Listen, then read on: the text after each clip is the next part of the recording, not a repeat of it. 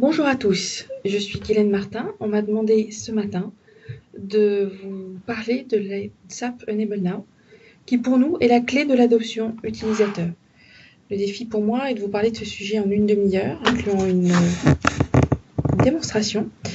Et je vous propose donc de commencer tout de suite par une petite introduction sur la stratégie de SAP pour comprendre où on en est venu sur la façon dont on souhaite et dont on imagine l'adoption des différentes solutions par l'utilisateur. La stratégie, le contexte actuel nous démontre que vos impératifs aujourd'hui, c'est d'accélérer la création de valeur. Ce qui se traduit pour nous en défi de créer une entreprise intelligente. Qu'est-ce qu'on veut dire par là? Eh bien, voici quelques grandes étapes de ce que les quelques dernières décennies ont apporté dans le paysage. On a commencé avec un système principal et un PC. On est passé après aux architectures avec les clients serveurs et puis l'avènement d'Internet. On est passé depuis dans le big data et depuis la fin du big data, on s'aperçoit qu'on rentre maintenant dans ce que l'on souhaite être l'utilisation de ces big data et donc les technologies intelligentes. Et c'est dans cette ère que nous sommes rentrés et où nous souhaitons vraiment apporter, vous permettre de transformer les informations que vous avez en valeur ajoutée pour vos entreprises, pour vos clients, créer de la valeur. Alors, quel est l'impact? Eh bien, ça veut dire que là où SAP était connu pour son cœur numérique, son cœur digital, eh bien maintenant, SAP garde ce cœur digital avec l'ensemble des solutions qui y sont associées. Et le cœur de la stratégie d'SAP est maintenant l'intégration des différentes données, quelles qu'elles soient, quelle que soit leur source et quelle que soit leur provenance. Donc ces données sont son cœur et c'est l'intégration de ces données qui pour nous va permettre de créer cette entreprise intelligente, de tirer du sens de l'ensemble de ces informations. Vous voyez ici le détail de la partie supérieure de la diapositive précédente. L'idée est de vous transmettre les diapositives pour que vous puissiez rentrer.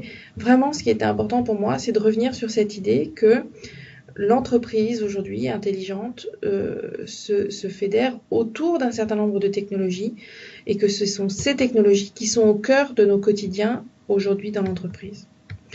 Alors, quel est l'impact pour nous en termes d'apprentissage, en termes d'utilisation de nos différentes solutions aujourd'hui? Eh bien, la question est de savoir comment pouvons-nous apprendre aujourd'hui?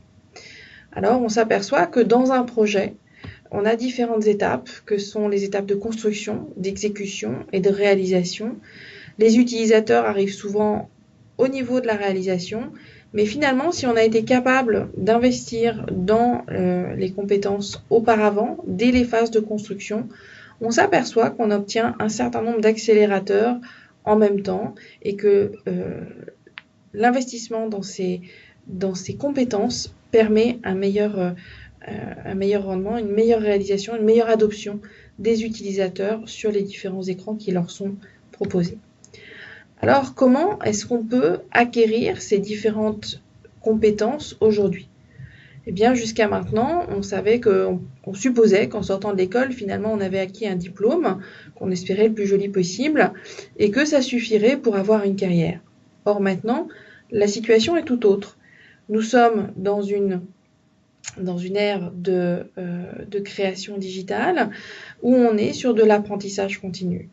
On ne peut plus se satisfaire d'un diplôme initial. On a besoin, en fonction des nouveaux rôles et des nouveaux métiers, d'apprendre continuellement de nouvelles informations, de nouvelles compétences.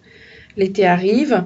J'ai été tout à fait surprise de voir, il y a quelque temps, un exemple de métier qui n'existait pas. Aujourd'hui, les pompiers, quand ils vont secourir des personnes qui se sont mis en difficulté dans des endroits improbables, utilisent des drones. Et donc ce drone va aller survoler la zone pour aller chercher les personnes qui en ont besoin et donner ainsi des indications tout à fait précieuses aux pompiers sur la meilleure façon d'aller les secourir.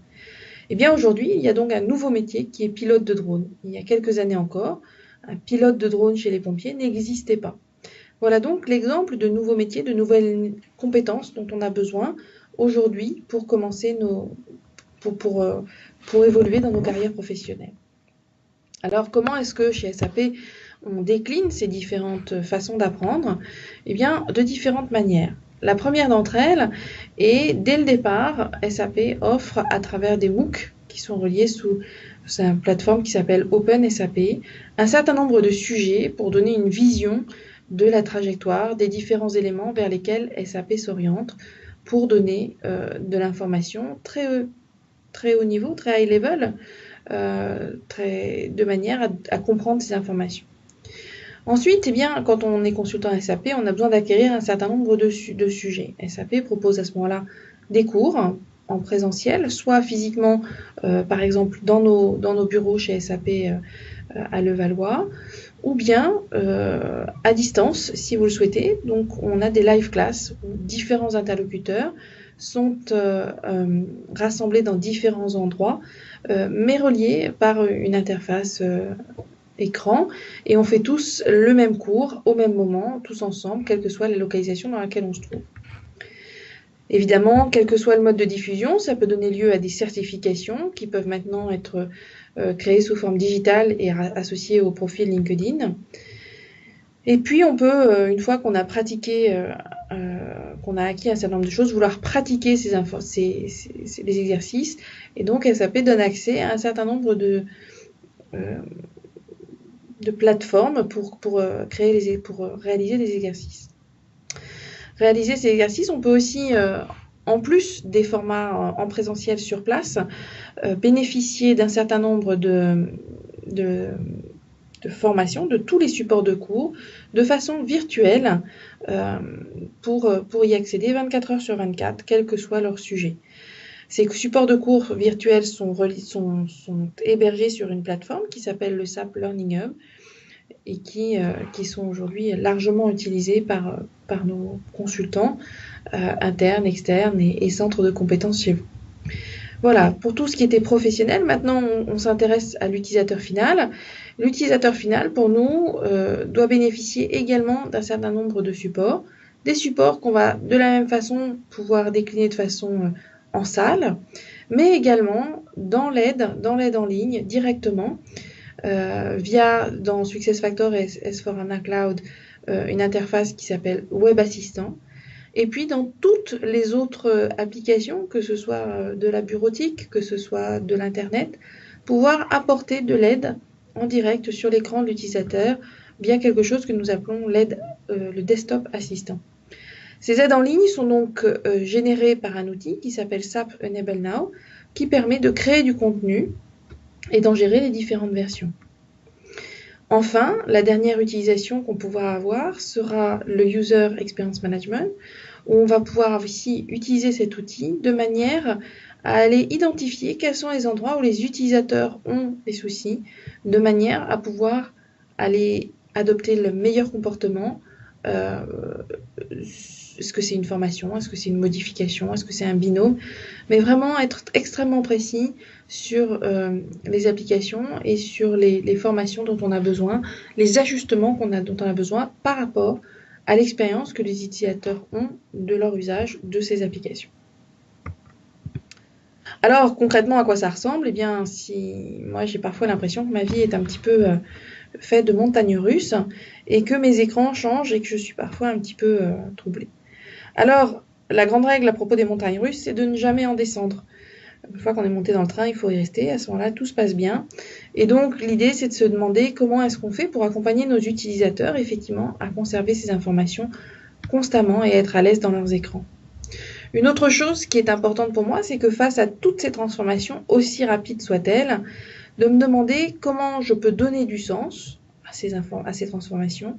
Quand je connais le sens de ce que l'on est en train de faire, je suis beaucoup plus docile, beaucoup plus impliquée, beaucoup plus apte au changement que lorsque je dois faire les choses sans bien comprendre à quoi elles me mènent. Et puis l'autre idée, c'est de se dire comment est-ce que je peux être à l'aise, moi, utilisateur final, dans l'ensemble de mes nouveaux écrans, dès le premier jour quand on les utilise. Voilà. Donc sous forme de déménagement, un petit peu cette idée de se dire comment est-ce que je peux être heureux dans ces phases de changement fréquentes. Peut-être aimerais-je vous poser cette question directement et vous laisser un instant pour réfléchir. Aujourd'hui, comment aimez-vous apprendre? Quelles sont les différentes situations où vous avez pu vous trouver? Quelle est la dernière fois que vous avez été dans une formation en classe? Et par rapport à cette formation en classe, est-ce que peut-être vous avez été sujet à d'autres situations où vous avez dû apprendre quelque chose et où vous y êtes allé différemment? Est-ce que peut-être c'était de l'aide? Est-ce que c'était de l'application? Est-ce que c'était un MOOC? Quelles sont les différentes situations où vous apprenez? Donc, par rapport à ces différents usages, nous, ce qu'on pense, c'est que pour mettre au cœur l'utilisateur, quelle que soit la génération à laquelle il appartient, et aujourd'hui, dans notre entreprise, on a des gens qui ont commencé à travailler encore avec des livres avant les PC, et puis d'autres qui sont nés avec une tablette dans les mains. C'est de dire que quand on prépare un projet, on va réutiliser donc ce centre de formation, on va créer des supports, on va utiliser les supports virtuels du Learning Hub, et puis on va aussi créer des enregistrements qu'on va pouvoir insérer dans des e-books, les e-books permettant de donner le sens du mode opératoire que l'on veut appliquer. Et puis après, pendant le démarrage projet, eh bien, on va pouvoir créer des parcours de formation pour les rôles des gens qui vont utiliser, mettre en place de l'aide contextuelle, potentiellement également rajouter des tests de façon extrêmement précise qui puissent être ajustées et potentiellement assurer une défense légale si on a besoin de prouver quelque chose. Et puis en vie quotidienne, avoir une documentation qui soit à jour quotidiennement et qui permette vraiment à l'utilisateur de savoir que sans sortir de son application, il est vraiment dans la dernière version de ce qui doit être fait, sans pour autant avoir un effort de mise à jour difficile. Et pour ça, l'outil SAP Enable Now va permettre vraiment d'avoir, à partir d'un seul enregistrement, une diffusion et une mise à jour dans les différents supports par simple clic droit. Voilà, et enfin, essayer d'aller comprendre quelles sont les difficultés de l'utilisateur en essayant d'utiliser ces agents intelligents dans l'entreprise. Voilà, j'aimerais vous parler d'Idriss Aberkan. Idriss Aberkan est quelqu'un que j'ai découvert tout récemment, qui développe l'idée de l'économie de la connaissance. Et l'idée est la suivante, si je vous donne 20 €, je vous les ai donnés, vous les avez acquis, mais je ne les ai plus. Si à l'inverse, j'ai une idée et que je vous la donne, moi je l'ai toujours, et si on en discute ensemble, potentiellement on en a une troisième. Et donc cette idée de partager les connaissances me semble extrêmement favorable dans la façon dont on veut développer nos systèmes. Une autre idée, et j'en arrive rapidement à la présentation de l'outil avant de vous en faire une démonstration, est la suivante, c'est de se dire aujourd'hui on sait, on voit ici la courbe de l'oubli, on sait que quand on sort d'une salle dans une formation classique, si on ne renforce pas ses acquis, inexorablement, l'oubli va s'installer de plus en plus et on n'aura plus l'information auquel on est sujet. Alors, la question qu'on se posait, nous, chez SAP, c'est de se dire comment renforcer ses savoirs et ses connaissances. On l'a renforcé par deux choses. D'une part, avec des e-learning et d'autre part, avec cette aide contextuelle. Mais j'aimerais attirer votre attention sur un sujet. Si de mon côté, mon manager me demande le 26 décembre de faire mon auto-évaluation, c'est la fin de l'année. J'ai énormément d'activités à ce moment-là et je vais être dans des difficultés pour le faire. Alors, je vais m'y mettre un soir, je vais faire mon auto-évaluation. Et puis, à ce moment-là, il faut que je me débrouille toute seule. Parce que je m'y mets tard et donc je ne peux pas demander à un collègue. Le lendemain, ayant été autonome pour faire mon auto-évaluation dans mon système, je vais peut-être aller voir le tutoriel et l'e-learning qui y est rattaché pour comprendre à nouveau un certain nombre d'éléments qui auraient pu me manquer pendant l'expérience elle-même, j'ai découvert quelques éléments qui intriguent et j'aimerais aller comprendre un peu mieux ce qui se passe. Et puis enfin, je vais rencontrer l'expert, en l'occurrence mon manager, et je vais pouvoir lui poser un certain nombre de questions. Et vous voyez qu'ici, j'ai fait finalement dans ce processus, un processus de reverse learning, c'est-à-dire que j'ai été autonome dans l'exécution de ma tâche et que je vais aller rencontrer l'expert et pour lui poser finalement une toute petite quantité d'informations, de questions. Tout ceci pour dire que j'ai à la fois gagné le temps de l'expert, que je suis allée directement ici sur les sujets qui m'intéressent moi, et que donc j'ai été extrêmement rapide, performante dans un apprentissage de quelque chose qui était nouveau, évidemment parce que l'interface de mon auto-évaluation a changé depuis l'année dernière, ça fait 1 an. Et évidemment, il y a eu beaucoup de modifications et comme c'est une opération que je ne fais qu'une fois par an, je ne suis pas habituée à cette interface. Alors, SAP Enable Now, quel est le principe de cette application? Eh bien, il est multiple. Il va nous permettre d'enregistrer un mode opératoire de ce que l'on est en train de faire et de générer automatiquement la documentation associée. Ceci va être possible sur SAP et d'autres applications. Je parlais tout à l'heure de bureautique, on peut imaginer de l'Internet. Un certain nombre d'applications sont ainsi couvertes. Cette application est agnostique.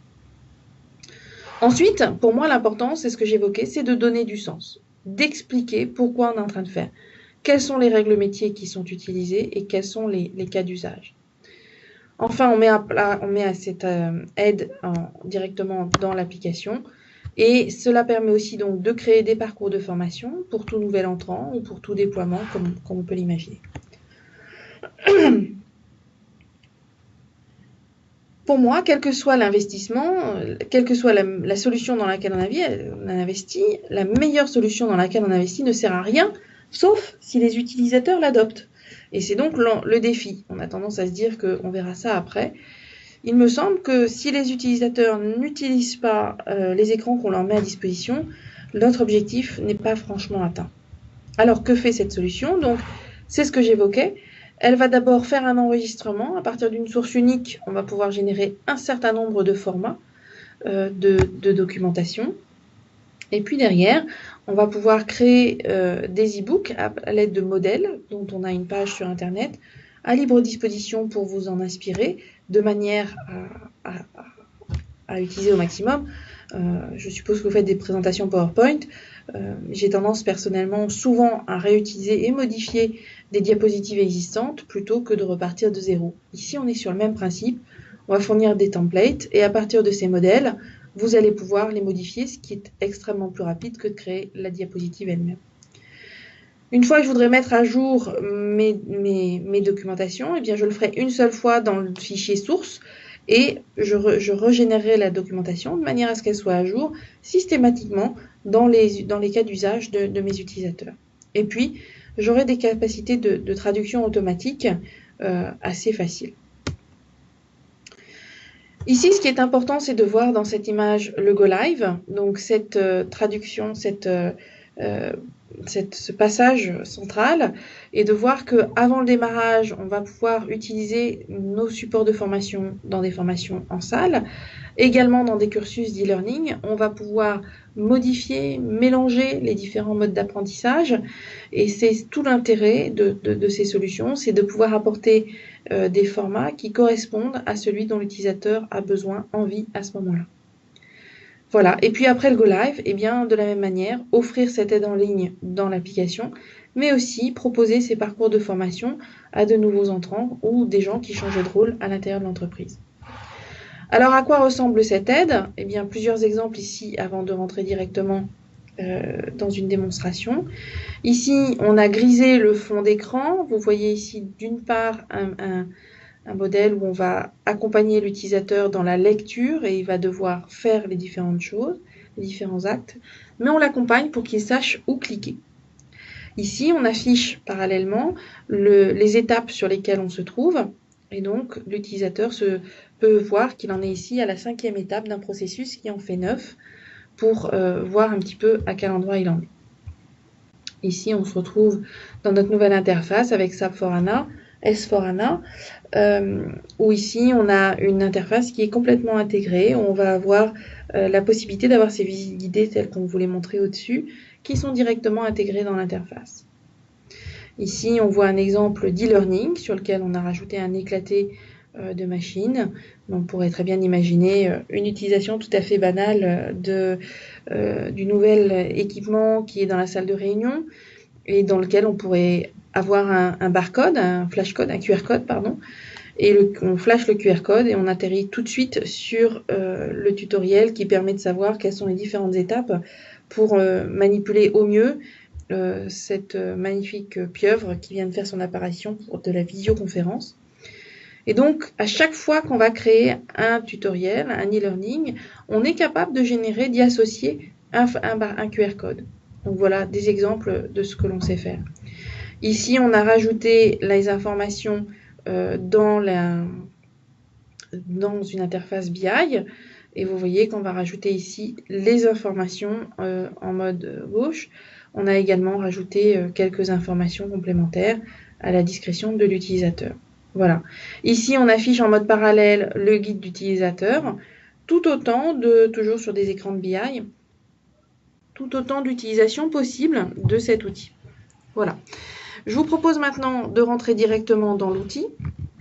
Donc, j'ai préparé à votre attention une simulation. Donc, dans cette simulation, ici, vous voyez que je suis dans notre outil SAP Enable Now, dans ce qui s'appelle le Producer. Et donc, j'ai créé ici un projet de simulation sur SAP Analytics Cloud, sur lequel j'ai fait un enregistrement que je vous propose de visualiser. Donc, je lance l'enregistrement. Et vous voyez que, ayant fait cet enregistrement, et bien maintenant, le système a rajouté des bulles et qu'il me guide en me disant ici, me montrant le lien ici pour aller vers SAP Analytics Cloud. J'ai souhaité modifier la langue, donc je pourrais montrer quels sont les endroits où je veux aller me promener. Et puis, je vais indiquer ici, je vais ajuster la taille de mon écran. Voilà, donc on est à la fois sur des fonctions tout à fait Internet et puis sur une application SAP. Voilà, et là je veux proposer à mon utilisateur d'aller sélectionner son jeu de données par zone géographique. Donc je lui montre quel est l'onglet où il peut aller chercher cette vue géographique et je lui propose de sélectionner ces informations par filtre et d'aller m'indiquer ces différentes informations. Je l'invite ensuite à aller vers la masse salariale. Donc, je lui montre où se trouve l'onglet pour aller regarder la masse salariale. Et on va maintenant rentrer dans les informations, dans les données. Et donc, je lui explique comment naviguer pour arriver au paragraphe qui l'intéresse. Ici, on est donc sur ces éléments de masse salariale. Et voir quelles sont les corrélations qu'on peut faire entre la masse salariale, les augmentations et les performances. Voilà. Donc, j'indique comment aller sélectionner les filtres, comment les modifier et rendre les résultats. J'ai une autre session qui est ouverte en arrière-plan. Voilà. La fin de ma démonstration est faite. Maintenant, ce que je peux imaginer ici, je peux rouvrir mon projet. Vous voyez qu'ici, toutes ces informations qui ont été données d'une manière générale peuvent être modifiées, les bulles peuvent être modifiées, la charte graphique peut être modifiée. Et puis aussi, également, je peux générer ma documentation. Je vais lancer ici la génération. J'ai généré 3 types de documentation. Donc, je ne l'avais pas fait, ça se fait en direct avec vous. Il s'agit de documentation donc soit sous format document, soit sous format HTML, soit encore sous format PDF, et on a aussi un format PowerPoint. Et ces documents qui vont se générer automatiquement ici avec une charte graphique de base que l'on peut adapter, qui vont pour vous être le début de vos formations par rapport à l'ensemble des éléments que vous souhaitez. Voilà, le système a l'air d'être un petit peu de nécessiter 5 minutes pour faire ces chargements. Je vous propose donc de vous emmener sur un autre élément. Je vais passer tout de suite sur notre page d'InfoCenter, qui est la page publique que j'évoquais tout à l'heure, où vous pouvez trouver l'ensemble des formats qui sont disponibles. Donc ici, vous êtes sur une page où l'ensemble des graphismes que vous voyez a été réalisé avec SAP Enable Now. Et on vous invite à vous auto-former sur l'ensemble de ce qu'on vous donne. Donc, on a ici des contenus qui sont disponibles, donc qui sont des e-learning, sur lesquels on va vous proposer, par exemple, des pages comme celle-ci, que vous n'aurez plus qu'à modifier et où les animations seront directement disponibles. Donc, moi, j'aimais bien celle de la cascade. Voilà. Et bien, donc, je peux aller ici Et on vous offre ici le fichier source. Dès que vous avez les licences, vous pouvez les télécharger et les utiliser. Pour agrémenter un livre, il est toujours sympathique d'avoir des avatars. On vous propose 2 styles d'avatars. Nous, on est plutôt bande dessinée, c'est ce qu'on préfère. Voilà, nos avatars ont un certain nombre d'émotions. Et là aussi, vous voyez que vous pouvez télécharger le fichier source. De même que vous pouvez également créer vos avatars ou insérer des avatars. Et on vous explique par petits tutoriels à chaque fois comment faire ces actions. De la même manière, vous pouvez avoir accès à une bibliothèque d'images ou encore aux scenes, moi que j'aime beaucoup, qui permettent d'avoir des éléments de contexte, que ce soit des éléments de bureau ou des éléments de transport, qui permettent de raconter une histoire de manière à ne pas endormir l'utilisateur, parce qu'à partir du moment où on commence à avoir des e-learning, il est important de pouvoir offrir à l'utilisateur un certain nombre de gadgets qui vont attirer son attention, comme le ferait un animateur, un formateur en salle. Voilà. Donc un certain nombre de personnages, de modes de transport qu'on va pouvoir mettre en scène dans chacune des pages de notre e-learning, de manière à apporter un peu de vie à nos e-learning. Voilà. Ici, le système a terminé la génération de documents. Donc, je vais ouvrir les 3 formats que je viens de créer. Je vais ouvrir donc un document de formation, une aide au job et un PowerPoint. Et vous allez voir que pendant que je vous parlais, le système a fait tout seul un certain nombre d'éléments. Donc ici, j'ai une présentation PowerPoint qui s'est générée sur l'ensemble des informations. Donc, une présentation en 25 pages qui ne m'a coûté aucun copier-coller ni rogner. Vous voyez qu'ici, il a préchapitré l'ensemble des informations.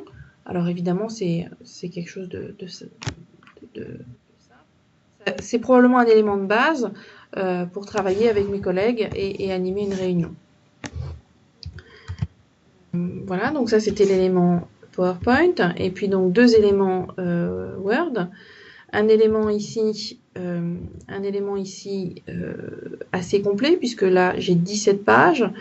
17 pages qui vont là aussi être chapitrées en chaque étape de ce que j'ai fait, avec une numérotation d'étapes et une action qui est décrite de façon très, très claire et très explicite. Voilà. Donc pour dézoomer, voilà, on retrouve les 17 pages, les 17 actions de ce que j'ai pu faire. Alors je peux aussi vouloir avoir quelque chose de plus simple. Et ici, j'ai donc un mode opératoire qui va pouvoir me renseigner de façon beaucoup plus simple en 1 page et demie sur les différents éléments que je dois faire pour ici aller jusqu'à l'information des analyses de la masse salariale et des augmentations corrélées. Voilà, je vous ai montré les différents éléments de cette solution. Je pourrais en parler beaucoup plus longtemps. On m'a demandé d'être courte. Donc voici ici les différents éléments. Je vous ai montré tout à l'heure la simulation. On pourrait avoir, vous voyez qu'en même temps que j'avais enregistré ce premier exercice, cette première simulation, il a été créé 3 autres modes. Le premier, c'était la vidéo. Le deuxième, j'aurai à nouveau les instructions, mais je devrais moi-même exécuter les informations, les instructions. La troisième, je n'aurai plus les instructions et je vais pouvoir tester mes connaissances, voir si j'arrive à refaire cette manipulation toute seule. Et puis, le dernier mode est ce qui me permet d'utiliser dans l'application ces informations. J'oublie un élément très important, c'est comment obtenir ces informations après dans une autre application. Je vais donc lancer un outil qui s'appelle le Desktop Assistant et je vais rentrer dans PowerPoint. Alors, je peux peut-être d'abord passer sur le bureau. Voilà, vous voyez que sur le bureau, ici, j'ai une ampoule qui est apparue et que cette ampoule est éteinte. Maintenant, si je passe sur PowerPoint, et ici je rajoute une image, vous voyez que cette ampoule s'est allumée. Alors, je peux m'intéresser, je vais passer en plein écran, je vais m'intéresser à savoir ce que j'ai comme contenu. En fait, l'outil a détecté que j'avais du contenu ici dans cet écran. Et donc, il me propose plusieurs éléments. Et moi, j'ai envie de savoir comment je peux créer un smart art. Et donc, je vais lancer cette simulation. Et donc, vous voyez qu'on a activé cette fonction de contraste et que donc le système grise le fond de mon écran et me guide pour aller insérer ce Smart Art. Donc, je rentre dedans. Il m'indique après d'aller dans Smart Art. Et là, libre à moi maintenant de venir choisir la forme qui m'intéresse. Voilà. Donc, ici, différents éléments de ce que peut me donner cet outil. Et vous voyez qu'ici, on a différents onglets. Ici, on peut renvoyer vers une bibliothèque dans laquelle on va voir l'ensemble des informations. Et puis, on pourrait mettre d'autres choses. Ici, on peut activer un onglet dans lequel on va pouvoir activer une fonction d'enregistrement, ce qui va permettre à un utilisateur de documenter peut-être son ticket de manière à lorsqu'il écrit à l'IT pour demander de l'aide, fournir à l'IT l'ensemble des informations qui lui sont nécessaires. Voilà, je crois que suite à cette démonstration, l'idée est maintenant d'avoir un temps de questions-réponses. Donc je me propose d'être à votre écoute sur ce sujet-là. Merci infiniment et la parole s'ouvre sur les questions-réponses.